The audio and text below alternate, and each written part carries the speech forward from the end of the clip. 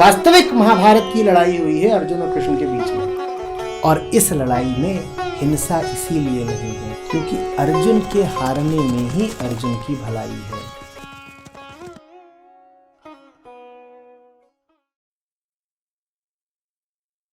नमस्ते आचार्य जी। मैं अपना प्रश्न एक उदाहरण से प्रारंभ करूंगा। जैसे आज़ादी के तुरंत बाद भारत और पाकिस्तान जो साथ में देश थे वो अलग हो गए, और उसके कुछ समय तक भी पाकिस्तान नहीं जल पाया, और उसमें से भी पाकिस्तान और बांग्लादेश दोनों अलग हो गए। तो आचार्य जी, मेरा प्रश्न ये है कि हम जो मनुष्य हैं वो समय के साथ साथ दलों में क्यों बढ़ जाते हैं? राष्ट्र, धर्म, जाति और उनमें क्यों बढ़ जाते हैं, और उसके बाद भी सब डिवीज़न भी उसी में हो जाता है, और इसके लिए हमें क्या करना चाहिए? क्या करना चाहिए तो आ जाएगा जब समझ जाओगे, जब कि हम बांटते क्यों हैं। भीतर जो अहम होता है ना, वो बड़ी छोटी चीज़ होता है, और वो अपने चारों ओर ऐसे सीमा खींच के रखता है। अपने होने के लिए ही उसको विभाजन करना पड़ता है। ठीक है, उदाहरण के लिए मैं चोपड़ा खानदान का वंशज हूँ, कुलदीपक हूँ, तो विभाजन करना पड़ गया ना। अब आप चोपड़ा खानदान के कुलदीपक हैं और बगल में कौन लोग रहते हैं, वो कुमार फैमिली, तो आप उनसे अलग हो गए, आपको होना पड़ेगा। जो चोपड़ा लोग हैं वो कुमार लोग नहीं हो सकते, वो दो अलग अलग लोग हो गए, बस हो गए। और आप चूंकि स्वयं को जानते नहीं, तो इसीलिए आपको कहना पड़ता है कि आपका क्या नाम है, अमित चोपड़ा। जब आप खुद को नहीं जानते कि आपकी असली पहचान क्या है, तो आप अमित चोपड़ा बन जाते हो। और अमित चोपड़ा बनते ही बगल में जो सुनील कुमार रहता था उससे तो आप अलग हो गए ना, लो हो गया बंटवारा, बात खत्म। अहम को अपने होने के लिए किसी न किसी से चिपकना पड़ेगा, ठीक है। उस बेचारे की मजबूरी ये है कि वो सबसे नहीं चिपक सकता, वो छोटू है, वो उछल करके किसी एक की पॉकेट में घुस सकता है, जैसे चूहा छोटा सा कोई। अब यहाँ इतने लोग बैठे हो, अब सबकी पॉकेट में इकट्ठे नहीं घुस सकता, और अपने जीने के लिए जरूरी है कि किसी न किसी की पॉकेट में घुसे जरूर। अहम फ्री रेडिकल की तरह है, अकेले नहीं चल पाएगा बहुत देर तक, वो कहीं ना कहीं जाकर के रिएक्शन करेगा। तो जाकर के कहाँ घुस गया है, द चोपड़ास की जेब में। लेकिन एक बार वो किसी की जेब में घुस गया तो बाकी सब उसके लिए क्या हो गए, पराये हो गए ना, तो लो खिंच गई रेखा। आप जो कुछ भी बनोगे, आपने एक दो को अपना और बाकी पूरे जगत को बना दिया पराया।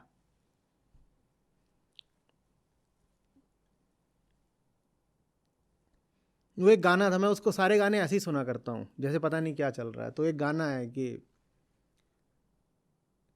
मुबारकें तुम्हें कि तुम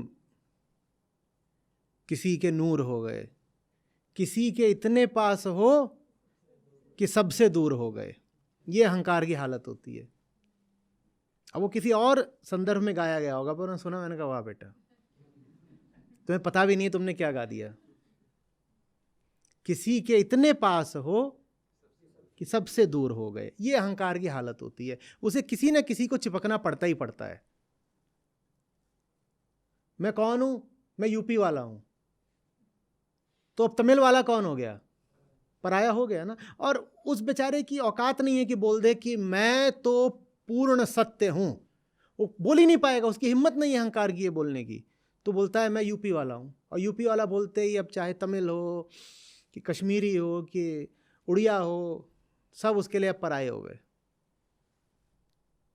ये चलता है खेल। तो इसीलिए बड़ा मज़ेदार किस्सा रहा ना पाकिस्तान का। वो ये बोल के बटे कि देखो हिंदू और मुसलमान दो अलग अलग राष्ट्र होते हैं, हमें तो अलग होना है, हम नहीं रहते इनके साथ।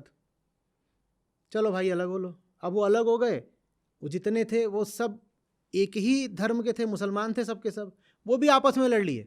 बोले होंगे सब एक ही धर्म के, भाषा तो अलग अलग है ना, उर्दू वालों के साथ बंगाली वालों का कुछ नहीं चल सकता, हमारा बांग्ला हमारा बांग्ला भाषा है, तुम्हारा उर्दू भाषा है। और जो उर्दू वाले थे वो बांग्ला वालों पे जुल्म भी करने लग गए।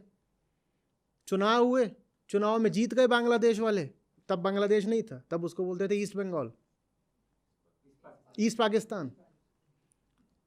तो वो जीत भी गए, लेकिन वो शेख मुजीबुर रहमान थे, उनको सत्ता सौंपने से मना कर दिया इधर वालों ने,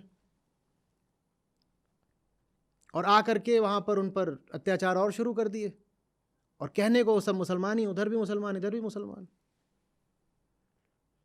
सब कुछ एक कर दो, लड़ाइयां तब भी होंगी। जब भारत अंग्रेजों की दास्ता में था, ब्रिटिश भारत, तो भी हिंदुओं और मुसलमानों का डीएनए तो एक ही था ना, एक जैसे ही दिखते हैं, किसी को बताओ नहीं, दो शक्लें दिखाओ बोलेंगे तो एक ही लोग हैं, भाई भाई हैं, ठीक है ना। हाँ ये है बस कि तुम एक के दाढ़ी मत बढ़ा देना, एक के तिलक मत लगा देना, तो कोई नहीं बता पाएगा, बाहर वाला बिल्कुल कहेगा ये दोनों भाई भाई हैं, हिंदू मुसलमान, इनमें कोई अंतर नहीं है।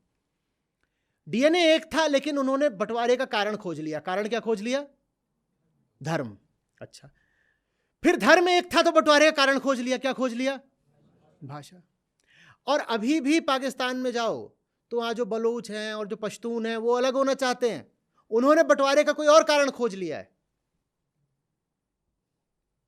और हमें अलग होना, हम नहीं, हमारी इनसे अभी भी हमारी भाषा अलग है और ये लोग अलग हैं, ये हमारा रिप्रेजेंटेशन नहीं मिल रहा है ठीक से, हम पे अत्याचार हो रहा है। तो आपको बंटवारे का कारण खोजना पड़ेगा जब तक आप आध्यात्मिक नहीं हो। इसी को बोलते हैं हिंसा। हिंसा माने मैं अलग हूं।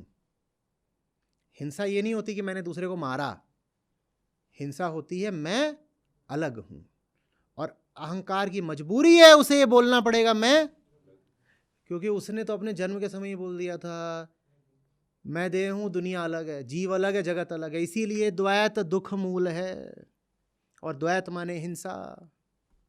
जहां दो आए वहां हिंसा शुरू,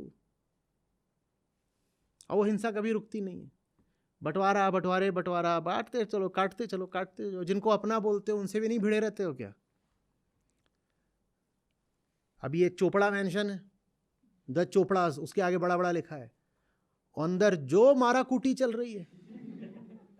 तो ये थोड़ी है कि चोपड़ा जाके कुमार से ही भिड़ रहे हैं, वो आपस में भी तो एक दूसरे का सर फोड़ रहे हैं, कि नहीं फोड़ रहे हैं? एक कमरे वाले दूसरे कमरे वालों से लड़े हुए हैं, एक फ्लोर वाले दूसरी फ्लोर वाले से लड़े हुए हैं, और एक कमरे के अंदर जो हैं उनका तो कोई हिसाब ही नहीं, माथा कूट फोड़ दिया एक दूसरे को, कमरे के अंदर ही फोड़ दिया।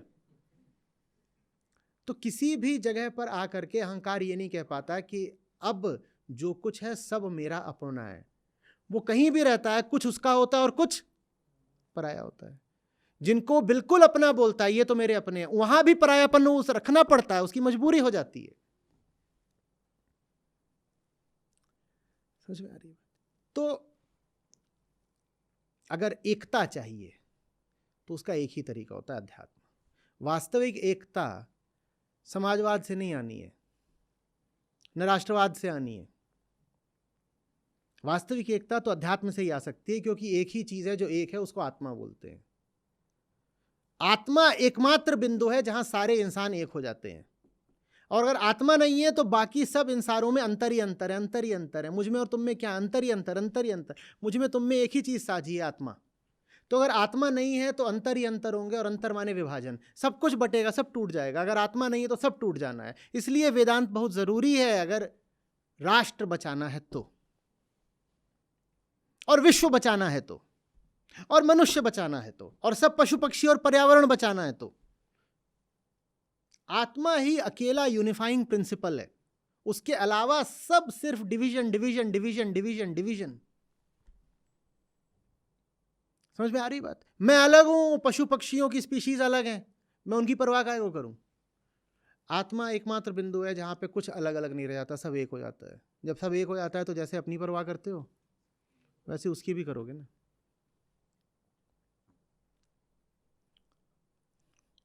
समझ में आ रही है बात?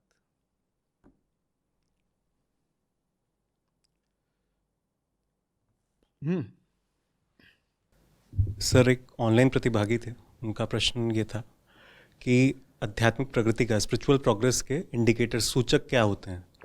तो उन्होंने उसमें एक चीज़ पूछी थी, क्या तनाव कम होना एक आध्यात्मिक प्रगति का सूचक हो सकता है?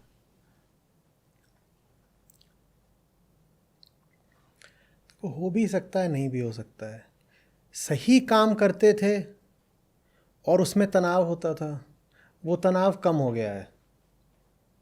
सही काम बदस्तूर निरंतर जारी है, सही काम छोड़ नहीं दिया, लेकिन अब उसमें तनाव कम लगता है। ये तो शुभ संकेत है, ये अच्छी बात है। सही काम करते थे 6 महीने पहले तो बहुत तनाव हो जाता था, डर लगता था, चिंताएं। अब वही काम करते हैं तो डर कम हो गया, तनाव कम हो गया है, तो ये तो शुभ संकेत है। पर फालतू काम करते थे पहले और उसमें तनाव होता था, अब फालतू काम मज़े में करते हैं, कोई तनाव नहीं होता, तो इसको कैसे कह दूं कि शुभ है? तो सही काम करते हुए अगर कम तनाव है तो ये अच्छी बात है। गलत काम कर रहे हो और तनाव बढ़ गया है तो अच्छी बात है। अध्यात्म दोनों काम करता है, सही में तनाव कम कर देता है और गलत में तनाव बढ़ा देता है। यही बात डर पर लागू होती है। सही काम करने आ रहे थे, डर लगता था, न जाने क्या अंजाम होगा, वो डर कम हो गया है, ये शुभ संकेत है। और एकदम कोई भ्रष्ट काम कर रहे हो, गर्हित, और वो करने में भी अब डर नहीं लगता, तो ये कैसे शुभ हो सकता है? तो पहला संकेत तो आध्यात्मिक प्रगति का ये होता है कि आप अपनी सीमा में, अपने स्तर पर जिसको जानते हो कि सही है, उसको जीना शुरू कर देते हो। ये आध्यात्मिक प्रगति का पहला लक्षण है। Being true to one self. किसी दूसरे की बात नहीं है, किसी बाहर वाले की बात नहीं है। जो चीज़ मैं जानता ही हूँ कि ठीक है, लेकिन उसको ठीक जानते हुए भी आज तक उसकी उपेक्षा कर रहा था, उसको अनदेखा कर रहा था, आपके लिए उसको अनदेखा करना मुश्किल हो जाता है। आप कहते हो जब ये ठीक है तो इसको संबोधित करना पड़ेगा ना, इसको या तो जीवन में लाना पड़ेगा या कुछ और करना पड़ेगा। ये पहला लक्षण है कि आपके जीवन का केंद्र बन जाता है सही। जो सही है वो करना पड़ेगा। उसके बाद ये बात आती है कि डर कम हो जाता है, शंका कम हो जाती है, तनाव कम हो जाता है। सही के प्रति ये सब कम हो जाए तो अच्छी बात है। गलत के प्रति ये सब कम हो गए तो गजब हो गया, महाअशुभ। सही काम करते हुए झिझक होती थी, डर होता था और विचलन होता था, ये सब हो जाता था। सही काम करते हुए ये सब होता था, वो कम हो गया, तो आध्यात्मिक प्रगति है। और गलत काम करते हुए आप कहो कि मेडिटेशन की कोई विधि बता दीजिए, टेंशन बहुत होता है। काम क्या करते हैं? काम करते जनता को ठगने का, लूटने का, और उससे तनाव बढ़ जाता है। ठगोगे, लूटोगे तो डर भी लगेगा कि कहीं कोई आके बदला ना ले ले, पुलिस ना आ जाए, 50 तरीके के झंझट, तनाव। तो फिर आ गए मेडिटेशन बताइए, मेडिटेशन बताइए, या कोई और सूत्र बताइए, कोई क्रिया बताइए, कोई विधि बताइए। और उनको कुछ बता भी दी गुरुजी ने, और अब वो वही ठगी का धंधा करते हैं और उनको तनाव भी नहीं होता क्योंकि बढ़िया उनको कुछ सूत्र मिल गया है। तो ये तो बड़ी अशुभ बात हो गई ना, तो बड़ी गड़बड़ बात हो गई। तो अध्यात्म इसलिए नहीं है सब सर्वप्रथम कि वो आपका तनाव कम कर दे। वो सर्वप्रथम इसलिए है कि आपको सही दिशा, सही आयाम की ओर प्रेरित कर दे। उसके बाद फिर तनाव वो कम करता है। अगर उसमें लगे रहोगे आध्यात्मिक पथ पर तो सही के प्रति जितना भी संशय है, शंका है, डर है, तनाव है, भ्रम है, वो फिर कम होता है। गलत काम करते हुए ये आशा करना कि डर कम हो जाए, बड़ी गलत बात है। और विधियां आती हैं ऐसी जो गलत काम करते हुए भी आपके डर को कम कर देंगी, लेकिन वो चीज़ गड़बड़ है, वो ठीक नहीं है।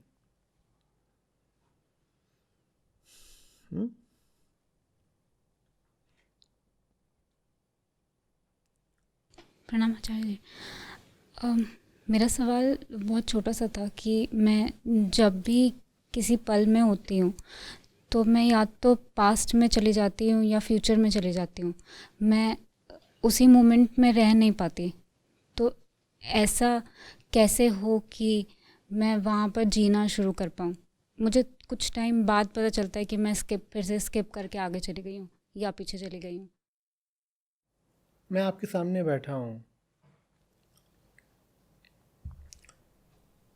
तो मुझसे ये हो ही नहीं पाएगा, या ऐसा कह लीजिए कि मैं अफोर्ड नहीं कर पाऊँगा कि अभी आप मुझसे बात कर रही हैं और मैं अतीत में चला जाऊँ और जो पिछली बातचीत चल रही थी उसी में मगन रहा हूँ।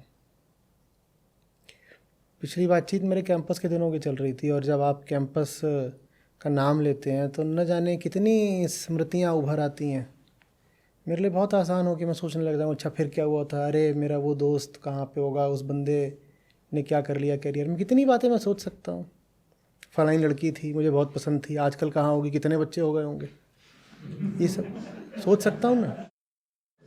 लेकिन वो गए पिछले प्रश्नकर्ता आप सामने आकर के बैठ गई हैं, मैं कैसे अपने आप को मोहलत दे दूँ, इजाज़त दे दूँ कि मैं अतीत में चला जाऊँ? कैसे करूँ बताइए? और मैं कैसे अपने आप को अनुमति दे दूँ कि मैं सोचूं कि आपके बाद अगले प्रश्नकर्ता कौन आएंगे? मैं कैसे करूँ? मुझे समझाइए, मैं करना चाहता हूँ, क्योंकि मुझे भी यादें बुला रही हैं पीछे से। अच्छा फिर क्या हुआ था, फिर फलाना प्ले था, उसकी रिहर्सल चल रही थी, उसमें ऐसी मज़ेदार घटना हुई थी।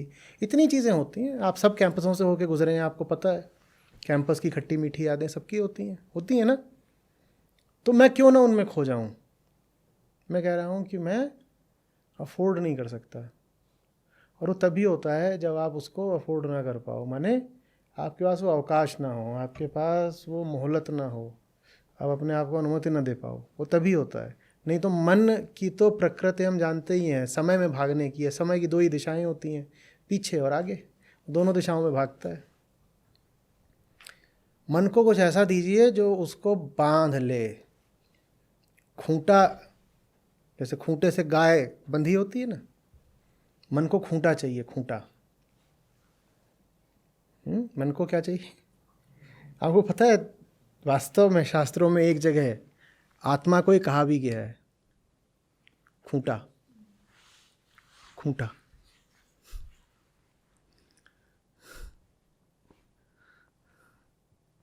वो मन को बांध कर रखती है, वो नहीं है तो मन भागेगा। और इसमें मन का दोष नहीं है, इसमें उस अहम का दोष है जो इतना सशक्त नहीं है कि मन उसमें बंधा रह सके। अपने आप को कुछ अच्छा, ऊंचा, सुंदर, बहुत आकर्षक दीजिए जीवन में, फिर मन आगे पीछे नहीं भाग सकता। भागना चाहेगा ही नहीं, उसको मिल गई बढ़िया चीज़, काहे को इधर उधर भागेगा। ऐसी सी बात है कि घर में छोटू है एक, वो कभी बाएं घर में भागता है, बाएं घर का नाम है अतीत सदन, और कभी दाएं घर में भागता है, उसका नाम है आगत निवास। और इधर उधर दोनों दिशाओं में भागता रहता है। काहे को भागता है? भूखा है। इधर कढ़ी बनी है, उधर रसगुल्ले बढ़िया, और उसके अपने घर में क्या है? 2 दिन पुरानी बासी सूखी पपड़ियाई रोटियां। तो इधर उधर भागेगा ना। हाँ, तो आपका असली घर होना चाहिए वर्तमान। लेकिन कभी आप बाएं जाते हो अतीत सदन, कभी जाते हो दाएं आगत निवास, कभी पास्ट कभी फ्यूचर, क्योंकि अपने घर में सूखा पड़ा हुआ है, अपना घर भरना पड़ता है। मन की बेचैनी आपको यही बताने के लिए है कि फिलहाल उसके पास कुछ नहीं है, उसे अभी दीजिए। जानते हैं सौंदर्य की एक परिभाषा क्या है? Beauty is that which leaves you still. सौंदर्य के आगे आपकी गति रुक जाती है। जो कुछ आपकी गति को रोक दे उसे सुंदर कहते हैं। तो जीवन को सौंदर्य चाहिए, जिसके आगे विचार का प्रवाह रुक जाए, समय की गति रुक जाए, उसे सौंदर्य कहते हैं। माने जिसके आगे अहम सहर्ष घुटने टेक दे, उसे सौंदर्य कहते हैं। ये नहीं कि किसी ने मजबूर किया, कोई धमका रहा है, ना ना ना, राजी खुशी मुस्कुराते हुए अहम ने घुटने टेक दिए, बोला ना आगे जाना ना पीछे जाना, बस तेरे सामने ही बैठना है मुझको, उसको सौंदर्य कहते हैं। जीवन को सौंदर्य दीजिए, कुछ अच्छा, कुछ ऊंचा, चाहे साहित्य में, चाहे कर्म में, चाहे आजीविका में, चाहे मिशन के तौर पर, जिस भी तरीके से और जितने ज़्यादा तरीक़ों से हो सके जीवन में सौंदर्य को लेकर आइए। चुनौतियों में सौंदर्य होता है। आप कोई ऊंचा काम करना चाहते हो, कठिन पड़ रहा है, आप उससे जूझ रहे हैं, ये इतनी सुंदर बात होती है कि कोई जो ऊपर ऊपर से बलहीन दिख रहा है वो किसी ऊंचे उद्देश्य के साथ जूझ पड़ा है बहुत बड़ी चुनौतियों से, और ऐसी चुनौतियां जो लग रहा है कि इसके तो बूते की नहीं है जीतना, पर वो जूझ पड़ा है। ये इतना सुंदर दृश्य होता है। वो दृश्य आप अपने जीवन में पैदा कर लीजिए, आप ही वो बन जाइए जूझने वाले। आप किसी चीज़ में जूझे हुए हों, ऐसा हुआ है कि मन इधर उधर की सोचने लगे? किसके साथ हुआ है? कुश्ती लड़ रहे हो, कुश्ती या बॉक्सिंग, और मन आगे पीछे की सोचने पड़ लग जाता है, क्या होता है कभी? हाँ, तो मन को सौंदर्य चाहिए, या मन को चुनौती चाहिए, या मन को प्रेम चाहिए, किसी भी तरीके से आप कह सकते हैं, पर उसे दीजिए कुछ जो खूंटे की तरह वो आपको बांध ले।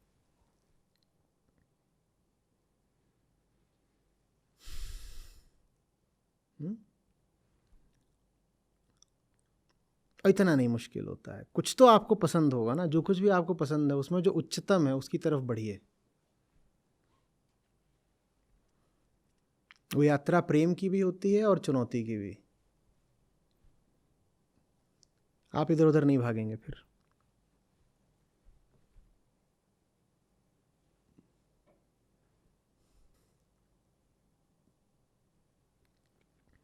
देखिए, दो बातें हो सकती हैं।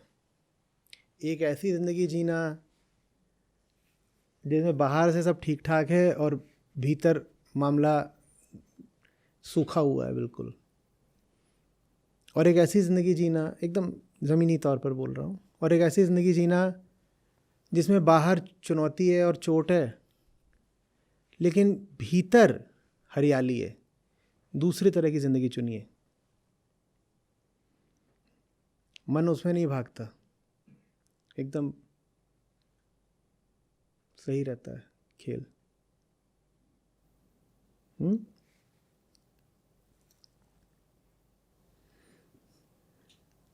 कबीर बादल प्रेम का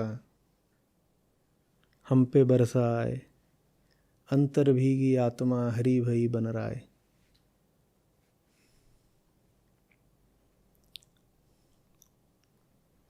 ये सब श्लोक इसीलिए हैं कि एक पुलक उठे भीतर, क्या है ये, जिसमें आदमी भीग ही जाता है, अंतर सारा सूखा मिट जाता है, हरितिमा छा जाती है क्या ये?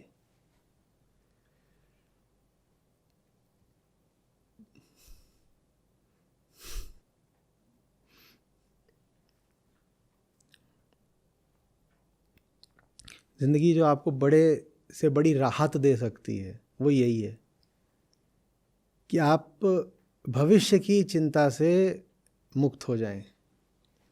वर्तमान में कितना भी कष्ट मिल रहा हो, कैसी भी आपको चुनौती मिल रही हो, अगर वो आपको भविष्य की चिंता से मुक्त करे दे रही है तो उसे स्वीकार कर लें।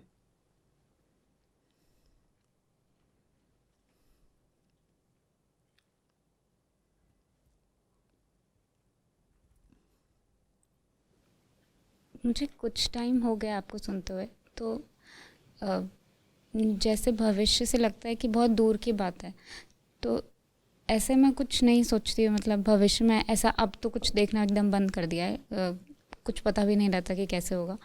लेकिन इमीडिएट नेक्स्ट, जैसे अभी तो मैं एकदम खो गई हूँ। ऐसे कई बार होता है, मैं बहुत किसी को सुन रही हूँ, पढ़ रही हूँ, लेकिन ये हमेशा कैसे रहे, मतलब ये कंटिन्यूअस कैसे हो? कंटिन्यूअस कैसे नहीं रहता? मतलब मुझे ऐसा लगता है मैं छिटक गई फिर से। कैसे छिटक जाते हो? जैसे आप कह रहे हो अभी है, अभी है, इस क्षण में है, तो फिर छिटक कैसे जाते हो? कंटिन्यूटी ब्रेक कैसे होती है?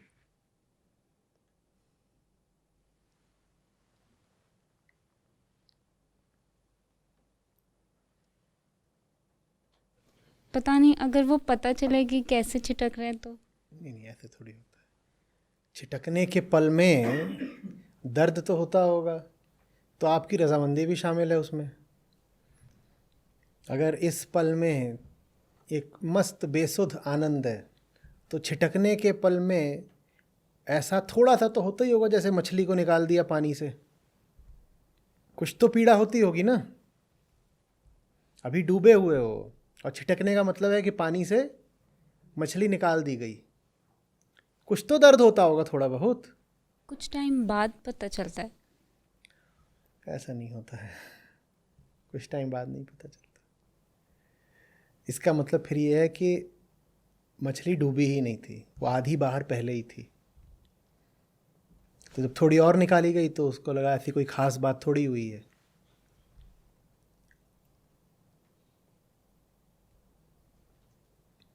और गहरा डूबिए, जितना गहरा डूबेंगे उतना ज़्यादा तकलीफ़ होगी जब छिटकेंगे, बाहर निकाले जाएंगे। जब तकलीफ़ होगी तो आपको फिर खुद ही मजबूर होकर के कुछ करना पड़ेगा।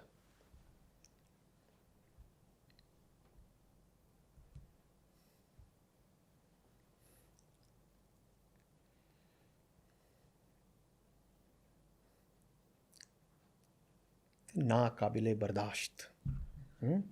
कुछ चीज़ों को अपने लिए बना लीजिए ना काबिले बर्दाश्त।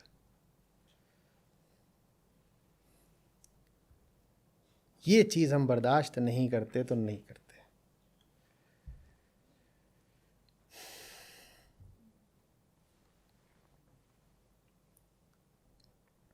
क्या है? मछली वाला अधिक स्नेही माछरी, दूजा प्रेम दूजा अलप स्नेह है, ज्यों ही जल से निकरे तड़ से त्यागे देह। कबीर स्नेही माछरी, मछली ही है जो स्नेह जानती है, प्रतीक है समझिएगा। और बाकी सबका तो जो स्नेह है वो अल्प है, छोटा है, दूजा अलप स्नेह, ज्यों ही जल से निकले झट से त्यागे देह।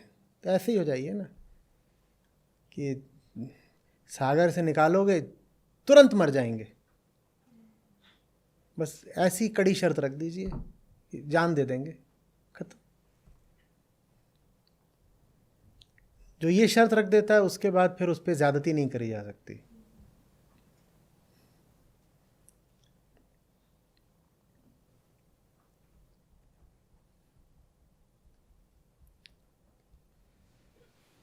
प्रणाम आचार्य।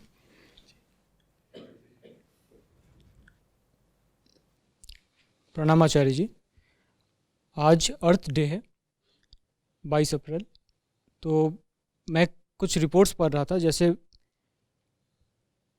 1980 और 90 के बाद से अभी तक जो औसत तापमान है विश्व का वो लगभग 1.5 डिग्री 1.6 उस रिपोर्ट में बढ़ गया है। और जो बर्फ़ है जैसे आर्कटिक और अंटार्कटिक का, इसमें हो ये रहा है कि बीच बीच में वाटर पूल्स बन रहे हैं, जैसे पूरा बर्फ़ और बीच में थोड़ा सा पानी बन गया।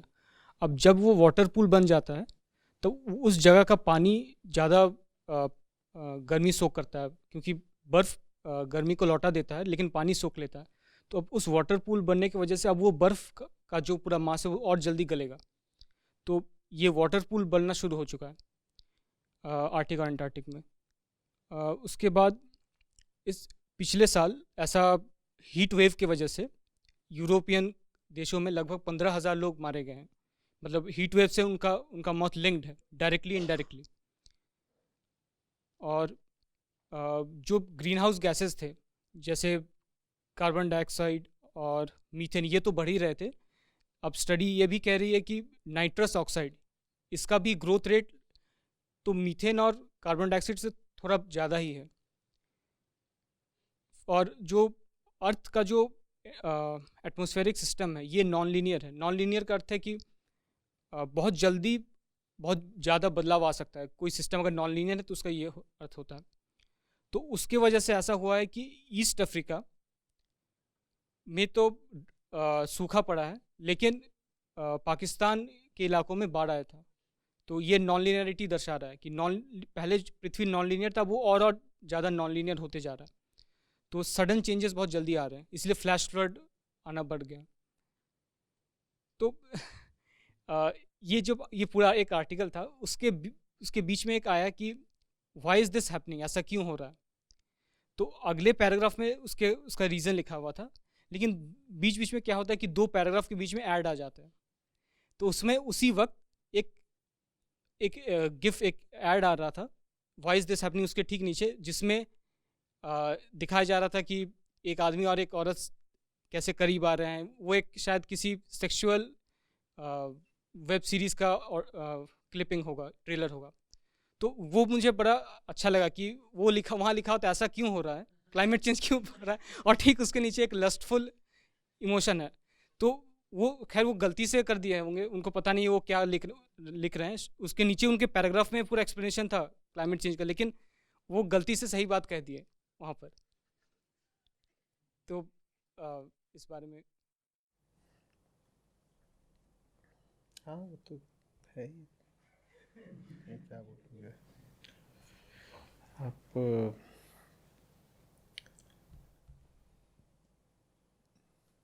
जो अंधी भावनाएं होती हैं, चाहे वो लस्ट की हो, डिज़ायर हो, ग्रीड हो, कुछ हो, डर हो,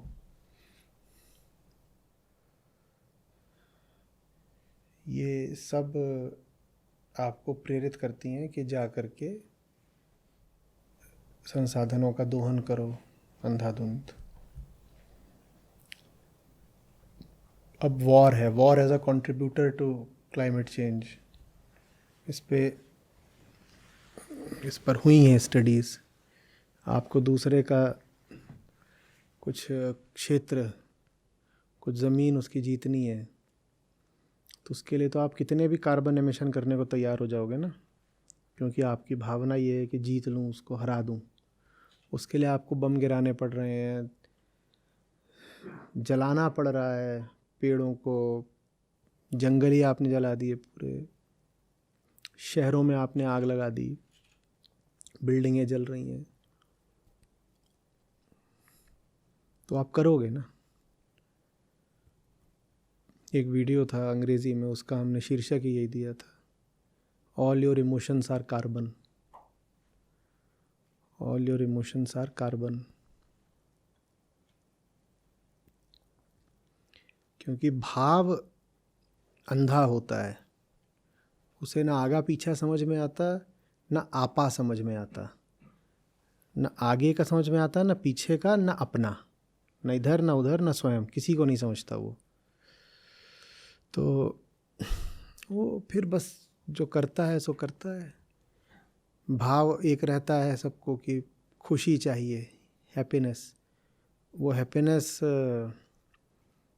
अगर दुनिया जलाकर मिलती है तो इंसान कहेगा कोई बात नहीं। कंजम्पशन से हैप्पीनेस मिलनी है तो ठीक है, कंज्यूम करेंगे। मन हो रहा है, भावना ये है कि कंजम्पशन करना है तो करेंगे, क्यों नहीं करेंगे।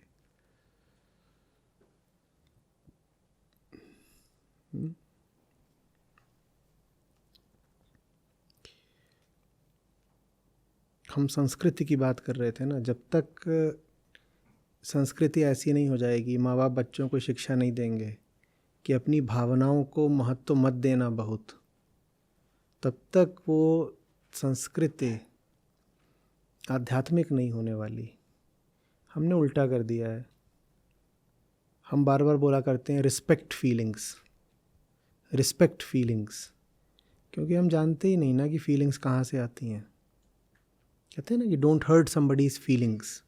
हम ये नहीं बोलते डोंट ब्लॉक समबडीज़ ग्रोथ।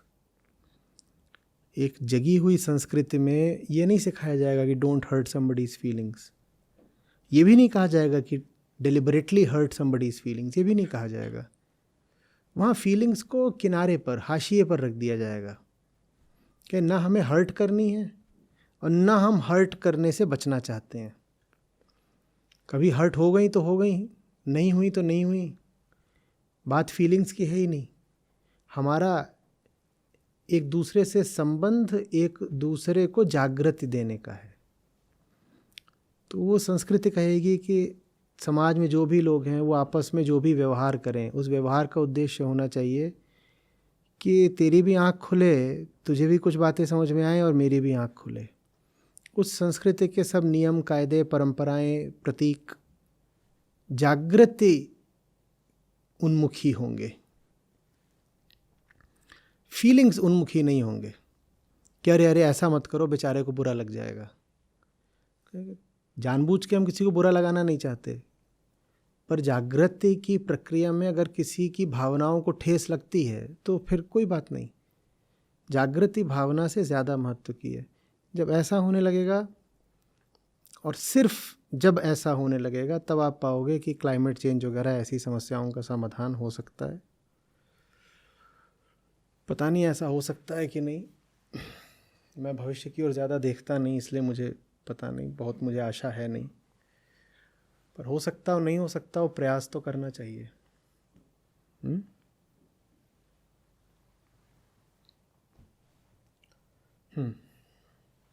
धन्यवाद।